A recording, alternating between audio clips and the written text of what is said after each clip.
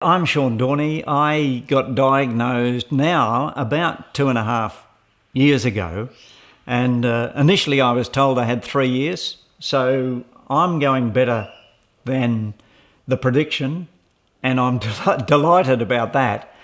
But yeah, it comes as a bit of a shock, but it's really confronting when you get told that you have this life-ending disease.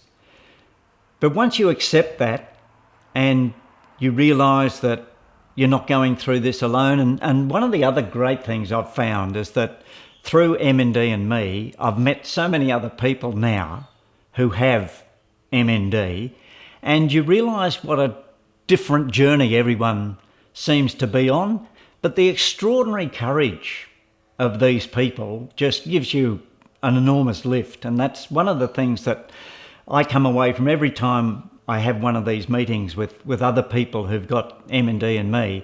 I come away thinking, well, what a great community I'm in now. I think the first thing you've got to deal with is, this is a death sentence. I've been given so many years now to live, and that's very, very confronting. And you don't feel sorry for yourself, but you feel, why? Why is this happening? Why is this happening to me? But then you very quickly come to realise if you're going to live, then feeling sorry for yourself and, wrapping yourself in morbid sort of feelings is not going to do you any good. In fact, it'll just, rapidly progress the whole deterioration. So the way I've approached it is just to, suck it up and go for it. This is something that you can't change, but and there's so much research going on out there. There may be an answer. So keeping positive is, I think, the only way you can keep going with this MND problem that is so challenging. When I first found out about it, I thought, how do I go about telling people that this is, what I've got, this is the situation, this is the prognosis? But I didn't have a fear of it. I thought, well, these are the people who are closest to me. They will be the most supportive. They will be the ones who understand best. It's a bit of a confronting thing to actually tell people that, this is my life. This is how long I might have to go. But also the great thing about it is that that's not for everyone. Some people last a hell of a lot longer than the prognosis. And fortunately, so far, it seems to be my case that I'm lasting longer than the average.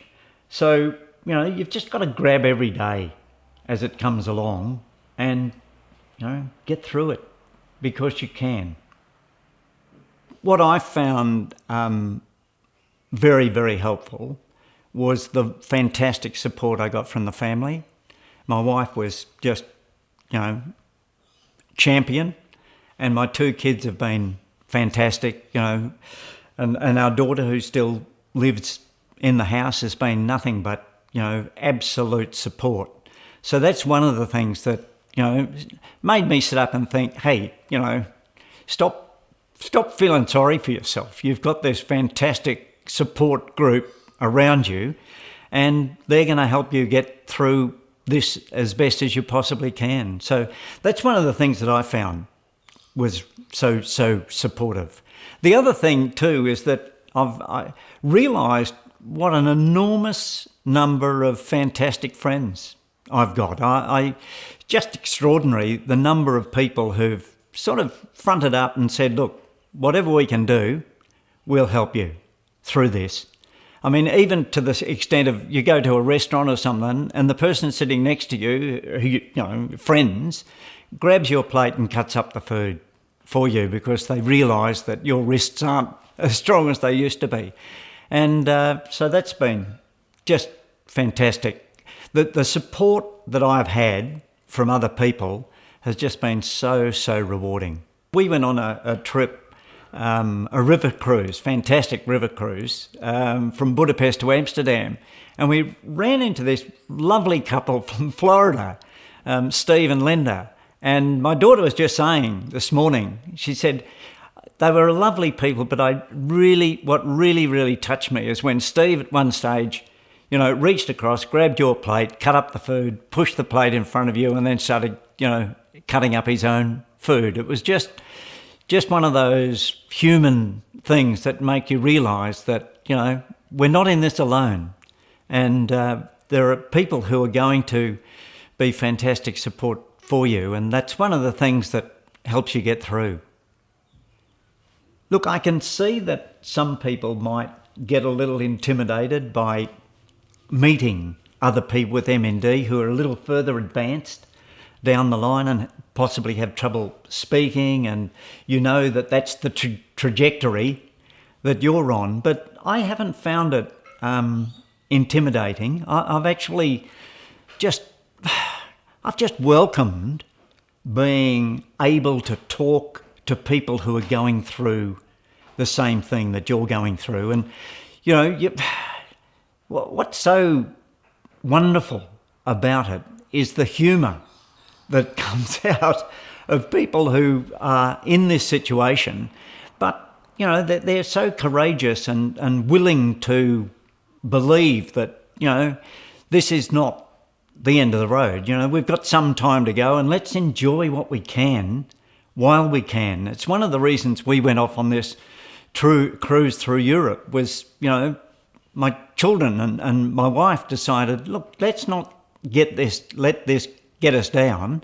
Let's enjoy what time we have together, and let's make the most of these precious years that have been left.